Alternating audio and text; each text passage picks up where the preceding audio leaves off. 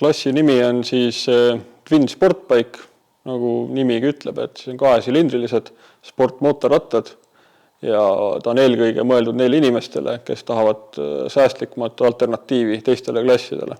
Rehvi monorehv on ka, et lubatud on kasutada ainult Bridgestone S21 sportrehve.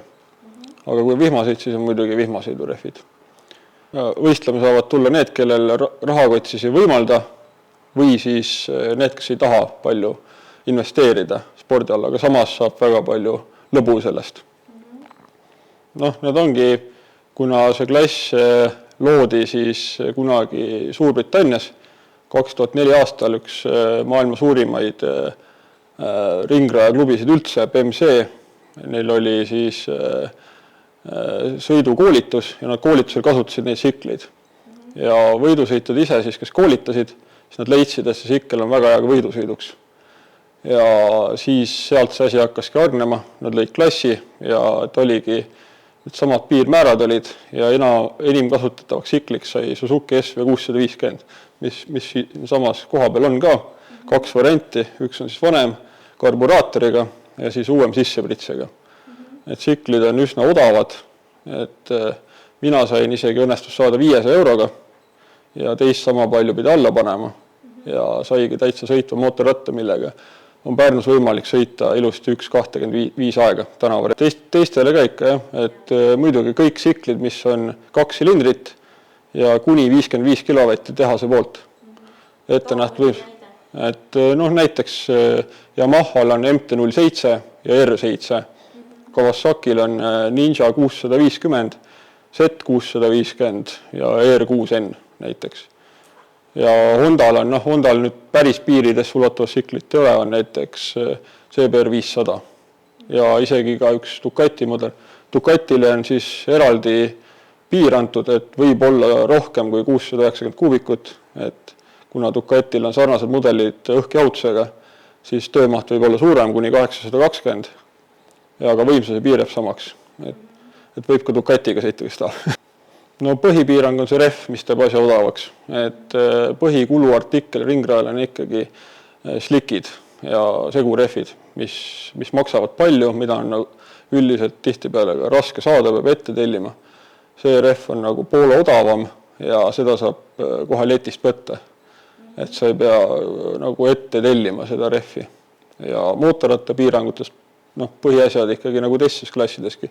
Mootorit puutuda ei tohi, väljalase on vaba, amorte võib teha, pidurid ka. Et on olemas ka võistlusmäärustik tehtud selle valmis.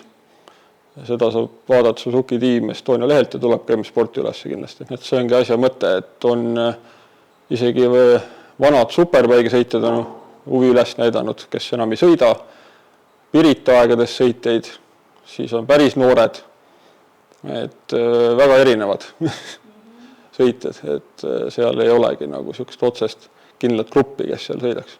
Et kui ma sain esimest korda ringrajal proovida seda, ja siis ma sain aru, et täitsa hea isegi, et pidurdab ja kurvis juhitav ja kõik need asjad. Põhiliselt ma olen ise sõitnud alguses, ma tegin isegi terve hooaja, et 21 aastal mul läks üsna hästi hooaeg, siis peale seda ma otsustasin, et võtan väikse, tõmban natuke tagasi ja 22 aasta siis ma sõitsin selle sinise vana SV-ga, millega noor poiss oli avarii teinud ja müüs mulle odavalt maha. Ja sõitsin terve aasta erinevatel radadel, et Pikerniki, Pärnu ja Potnering, et erinevates konditsioonides proovitud ära. Minu korvimees on samamoodi võistelnud. Tema lausa läks supermotovõistlustele ja läks ka väga hästi. Jah, just nagu ikka.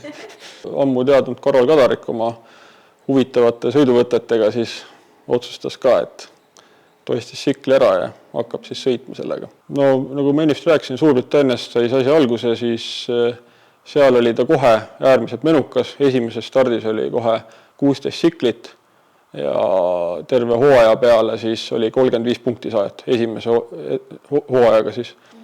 Ja ühtlasi on ka Saksamaal seda sõidetud ja Ameerikas on ta äärmiselt populaarne praegu. Ameerikas tuli ta hiljem. Ja neid on erinevad variatsioone selles klasside. 2004 aastast juba on see käinud ja ja siiamaani ta on äärmiselt populaarne ja tänu sellele on ka turul saada väljapool ka erinevaid tsikleid, mis on juba valmis ehitatud ka, mis sobivad selleks. Rehvid on poole odavamad, kuluvad aeglaselt, kuna tsikli vähese võimsuse pärast.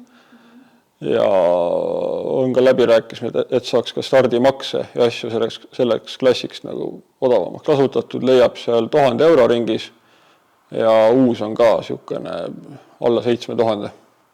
Et ei ole ka uuest peast kallis.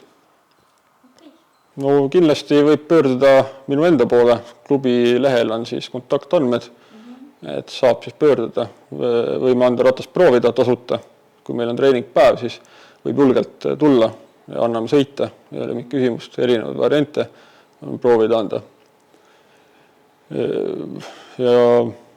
Ja kardirajal on võimalik ka sõita taga, et on ka järgi proovitud kardirajal sikkel. Esimene hooaeg ma ei sõitnud üldse selle kardirajal. Ja siis järgmine hooaeg avastasin, et on jube hea kardirajapill, et sellega on võimalik sõita täitsa supermotoaegasid. Et kuna ta mootori eripära lubab kurvist hästi välja kiirendada, aeglastest kurvidest. See tegi selle sikli hästi kiireks. Ja üks hästi positiivne asi, mis mulle see sikli puhul meeldib, on see, et ta on hästi stressivaba sõit. Et hoog ei lähe nii suureks, aga samas jääb see lõbu ikka veel alles, et ta ei ole nii aeglane ka.